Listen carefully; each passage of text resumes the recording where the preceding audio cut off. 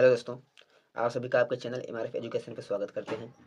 जैसा कि आप सभी जानते हैं कि इस चैनल पर रेलवे के लिए क्लासेस चलाई जा रही हैं, जो कि अल्टरनेट डेज पे चलाई जा रही हैं। एक वीडियो जीके जीएस का आ रहा है और एक वीडियो मैथ का आ रहा है। ठीक है, तो आइए हम लोग क्वेश्चन को स्टार्ट करते हैं। ये सब ऐसे क्वेश्चन हैं जो आपको आने वाले एग्जाम जैसे एनटीपीसी हो गया, ग्रुप डी हो गया, इसके लिए इंपॉर्टेंट साबित होंगी। ठीक है, तो आइए क्वेश्चन को कैसे सॉल्व करते हैं हम लोग स्टार्ट करते हैं। फर्स्ट क्वेश्चन है आपके सामने स्क्रीन पर। यदि दो संख्याओं का अनुपात 3:4 है तथा उनका एचसीएफ 8 हो तो उनका एलसीएम ज्ञात कीजिए। ठीक है, क्या ज्ञात कीजिए? एलसीएम ज्ञात कीजिए। इस पर आप लोग को पहले एक हम एग्जांपल बता रहे हैं, उसके बाद आप लोग इस क्वेश्चन पे आइएगा। आइए हम आप लोग को एक एग्जांपल बता रहे हैं। पहले देखिए, अगर आप लोग को पूछता है, क्या पूछता है? 3 और 5। हम एग्जांपल 3-5 का तुमको दिया हुआ है, क्या दिया हुआ है? एचसीएफ। अगर 3-5 का एचसीएफ दिया हुआ है कितना? 4 दिया हुआ है। तो 3 और 5 का क्या पूछ रहा है? एलसीएम पूछ रहा है। तो आप लोग क्या करेंगे? पहले देखिए, 3 और 5 का एचसीएफ कितना होता है? 3 और 5 का एचसीएफ होता है 1। एचसीएफ का मतलब होता है कि कौन सी ऐसी बड़ी संख्या है जो इन दोनों को काट दे। तो एक ही एक ऐसी संख्या है जो 3 को भी काटेगी, 5 को भी काटेगी। 2 लेंगे तो 3 को नहीं काटेगी, 5 को भी नहीं काटेगी। अगर 3 लेंगे तो 3 को काट देगी लेकिन 5 को नहीं काटेगी। इसलिए सबसे बड़ी से बड़ी संख्या लेंगे तो दोनों को काट दो। सबसे बड़ी से बड़ी संख्या एक ही है जो इन दोनों को काटेगी। तो इसका एचसीएफ कितना आया? 1 आया। लेकिन यहाँ पे बोल रहे 1 नहीं है, 4 है। इससे कितने गुना है? इससे 4 गुना ज़्यादा बोल रहा है। ठीक है, तो 4 है। तो इसका हम लोग एलसीएम लेंगे। एलसीएम का मतलब ऐसी छोटी से छोटी संख्या जो इन दोनों से कट जाए। तो इन दोनों से कटने में सबसे छोटी संख्या है 15। क्या है? 15।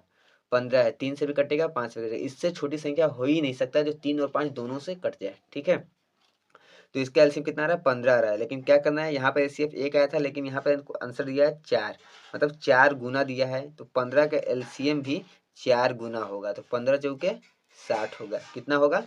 15 चौके 60 होगा। समझ में आया या नहीं आया?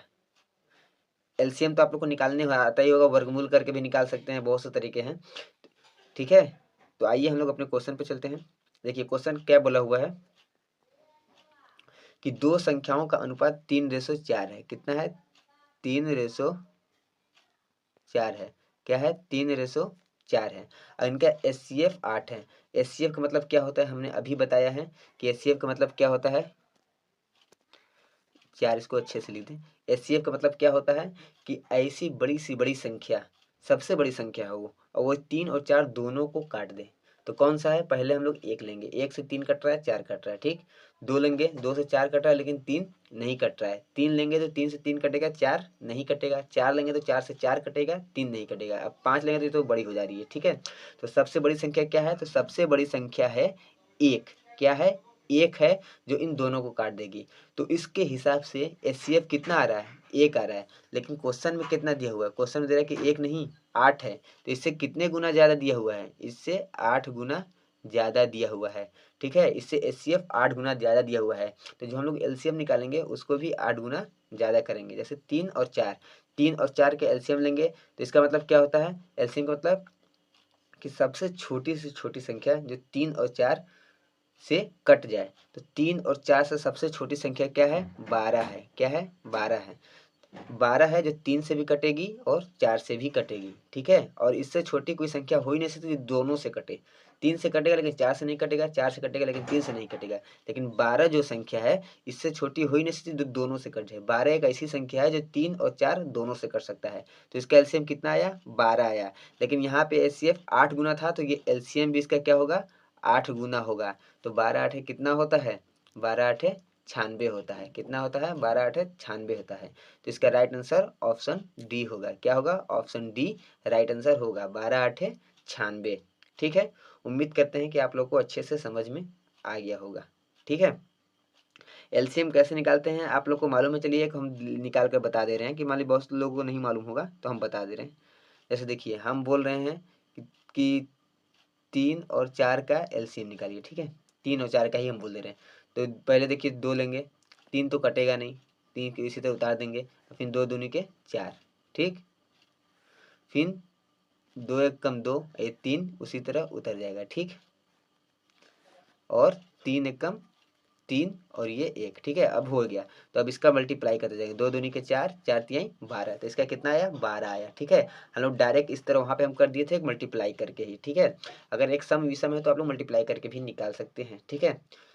इतना समझ में आ गया। एचसीएफ कैसे निकालते हैं, एचसीएफ में जो कॉमन फैक्टर होता है उस ऐसे जो दोनों को काट दे उसको हम लोग एचसीएफ करते हैं। कैसे निकालते हैं ये भी आप लोग को हम बता दें, तो चलिए हम लोग आपको ये भी बता देते हैं। जैसे देखिए हम बोल रहे हैं कि 4 और 8 का एचसीएफ बताइए, 4 और 8 का एचसीएफ। तो पहले तो 2 दूनी के 4, 2 चौके 8, छोटी से छोटी संख्या से हम लोग काटते चल रहे हैं। 2 एकम 2, 2 दूनी के 4, फिर ये एक इसी तरह 2 एकम 2, ठीक है। हम लोग यहाँ फैक्टर बनाएंगे, 2 को जला के देखो 2 है तो इसको हम लोग 1 2 मानेंगे, 2, ठीक। ये 1 है, इसका कंपेयर नहीं बन रहा है तो बस एक ही, तो इसका क्या होगा 2 होगा। 2, लेकिन 2 से क्या कटेगा, 2 से 4 भी कट जाएगा, 8 भी कट जाएगा, ठीक है। लेकिन बड़ी से बड़ी संख्या लेना है तो इसका हम 2 ले लिए हैं, फिर मल्टीप्लाई 2 ये कर दिए, 2 दूनी के 4, 4 और 8 का एचसीएफ क्या होगा 4 होगा, जो कि वो 4 से भी कट सकता है, 4 से भी काट देगा और 8 को भी काट देगा, तो इसका एचसीएफ कितना होगा 4 होगा, ठीक। चलिए आइए चलते हैं अपने अगले क्वेश्चन पे। ये देखिए क्वेश्चन आप लोग के लिए बहुत इंपॉर्टेंट क्वेश्चन है, इसमें बहुत थोड़ा ध्यान दीजिएगा आप लोग, ठीक। यहाँ दिया हुआ है 120 के विषम और सम भाजकों की कुल संख्या ज्ञात कीजिए। कुल संख्या बताना है, किसके क्रमशः भी दिया हुआ है, देखिएगा विषम और सम। अब देखिए हम लोग कैसे इस करते हैं, इसको भी एक बता दे रहे हैं आपको। जैसे देखिए अगर हम लोग को निकालना है, मान लीजिए कि सिंपल एग्जांपल, छोटा सा एग्जांपल ले रहे हैं, हमको मान लीजिए कि 15 का निकालना है, 15 का भाजकों की संख्या निकालना है, न कि विषम न कि सम, ये बात नहीं हो रहा है, क्या है सिर्फ 15 के भाजकों की संख्या। तो 15 के भाजकों की संख्या एलसीएम लेंगे तो 3 के पावर 1 होगा और 5 के पावर 1 होगा। तो हम लोग क्या करते हैं, ये जो 1 दिया हुआ है इसे 1 बढ़ा कर लिखते हैं, कितना होगा 2, ये 5 पर भी पावर 1 है, पावर के फिर 1 बढ़ा कर लिखेंगे 3, मल्टीप्लाई कर देंगे तो कितना आएगा 6। इसके भाजकों की संख्या कितना आएगी, इसके भाजकों की संख्या 6 आएगी, ठीक। ये आपको समझ में आ गया, इसके भाजकों की संख्या 6 आएगी। अगर हम आपसे बोल रहे हैं, अगर हम आपसे बोल रहे हैं कि आप ले लीजिए 18, 18 हो गया, हम बोल रहे हैं कि 18 के भाजकों की संख्या बताइए, तो 18 को हम किस किस तरह से लोग लिख सकते हैं, 3 इंटू 2 इंटू 3 दूनी 6, 6 लिखे 18, ठीक है। 3 के पावर कितना होगा, 3 के पावर 2 होगा इंटू 2 के पावर 1 होगा। हम आपसे कह रहे हैं कि सम की संख्याओं का भाजकों की संख्या बताइए, सम, ठीक है। हम ये सम नहीं बोले, कितने बोल रहे हैं, सम बोल रहे हैं। तो सम जब बोलेंगे तो हम लोग क्या करेंगे, यहाँ 3 के पावर 2 है तो 1 बढ़ा के लिखेंगे 3, ठीक। और 2 के पावर कितना है 1 है तो इसको हम लोग 1 ही रहने देंगे। तो सम की संख्या बोलेगा तो 3 आएगा, क्या होगा सम। सम जब बोलेगा तो हम लोग दोनों संख्या लेंगे, जैसे हम लोग लेते हैं कि 2 के पावर 1 बढ़ा के लिखेंगे 3 और 2 के पावर 1 है तो ये इसी तरह रहने देंगे, इसमें नहीं बढ़ाएंगे, सम बोला है इसलिए नहीं बढ़ाएंगे, ठीक है। ये हो गया आपका सम संख्या, कितने हो जाएंगे 3। अब इसी तरह हम लोग आते हैं, अगर विषम बोलेगा तो, अगर विषम आप लोग का 18 का 18 का हम निकाल रहे हैं, अगर विषम बोलेगा तो हम लोग क्या निकालते हैं, 3 के पावर 2 इंटू 2 के पावर 1। अब क्या बोला है कि यहाँ पे हमको विषम चाहिए, क्या चाहिए विषम, विषम चाहिए, ठीक है। तो विषम चाहिए तो हम लोग क्या करते हैं, 2 के पावर 1 बढ़ाए 3, ठीक है, तो यह 3 ही लेंगे। अब सम वालों को हम लोग नहीं लेंगे, नहीं लेंगे, क्या करेंगे नहीं लेंगे, तो इसका क्या होगा विषम 3 होगा, ठीक है। आई होप कि आप लोग को अच्छे से समझ में आ गया होगा। तो आइए अपने क्वेश्चन पे चलते हैं। देखिए 120 के विषम और सम भाजकों की कुल संख्या, पहले तो क्या बोला विषम और सम दोनों के पूछा है, ठीक है, दोनों की बताना है। तो हम लोग कैसे, पहले हम लोग 120 का वो निकालेंगे, फैक्टर में तोड़ेंगे, ठीक है। 120 को फैक्टर में तोड़ेंगे कितना होगा 10 गुणे 60 गुणे 2। देखिए 10 छक्का 60, 60 दूना के 120 होता है। अब ये लोग इसको हम लोग क्या लिख सकते हैं, 2 गुणे 5 लिख सकते हैं, ठीक। इसको क्या लिख सकते हैं 2 गुणे 3 लिख सकते हैं, और ये 2 गुणे पहले से ही है यहाँ पर, ठीक है। 2 5 10, 10 दूना के 20, 20 60, 60 दूना के 120। 2 कितने हैं 1 2 3, तो 2 के पावर 3 होंगे, 2 के पावर 3। फिर 3 कितने हैं 3 है 1, तो 3 के पावर 1 होंगे। 5 कितने हैं 5 है 1, ठीक है। तो हम लोग पहले 5 के पावर 1 है, तो हम लोग को पहले क्या निकालना है, हम लोग को पहले निकालना है, ठीक है।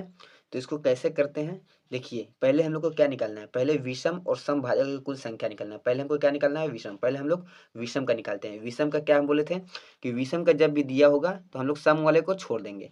3 की पावर कितना है, 1 है, 1 में ऐड करेंगे तो 2 होगा, कितना होगा 2, तो 2 और मल्टीप्लाई, ये देखिए 5 भी विषम ही है, इसके पावर कितना है 1 है, तो 1 में 1 प्लस करेंगे कितना होगा 2 होगा, 2, तो 2 दूनी के 4, ठीक है। ये क्या आएगा, इसका 4 भाजकों की संख्या आएगा, किसका, ये होगा आपका विषम का, विषम का 4 होगा, ठीक है। विषम का आपका 4 होगा, ठीक। पहले तो ऑप्शन में आप देख सकते हैं क्या है विषम, तो पहले विषम आएगा। तो यहाँ 12 दिया हुआ है, यहाँ पर 4 दिया हुआ है, यहाँ पर 16 दिया हुआ है, यहाँ पर 18 दिया हुआ है, तो इसका राइट आंसर होगा ऑप्शन बी 4 और 12, क्योंकि 4 ऑप्शन एक ही में दिया है 4, ठीक है। ये सम कैसे निकालेंगे, सम का हम बताते हैं कि सम का भी लेना है। 2 के पावर कितना है 3 है, तो इसको 3 ही रहने दीजिए, ठीक है, 3 ही रहने दीजिए जो पावर दिया हुआ है। 3 के पावर 1 है तो इसको 2 कर दीजिए 1 बढ़ाकर, और उसके बाद 5 के पावर 1 है तो इसको भी 1 बढ़ाकर 2 कर दीजिए, ठीक। तो 2 दूनी के 4, 4 तो लिख के 12, क्या होगा 12, तो इसका आपका आंसर आ रहा है 12, क्या आ रहा है 12, ठीक। आपका यहाँ पर 12 आ रहा है, ठीक है, यहाँ पर 12 दिया हुआ है, ठीक है। आई होप कि आप लोग को अच्छे से समझ में आ गया होगा। अगर भाजकों की संख्या पूछता तो यहाँ पे हम सबको बढ़ा देते, 2 के पावर 3 है तो 4 कर देते हैं, 4 गुणे 2 8, 8 गुणे 2 16 हो जाता है, लेकिन यहाँ पे विषम और सम का पूछा है, ठीक है। आई होप कि आप लोग को अच्छे से समझ में आया होगा। अगर आप लोग को वीडियो अच्छी लगी हो तो लाइक एंड सब्सक्राइब करना ना भूलें और अपने दोस्तों में शेयर करना ना भूलें, ठीक है। तो मिलते हैं अगले वीडियो में, जय हिंद।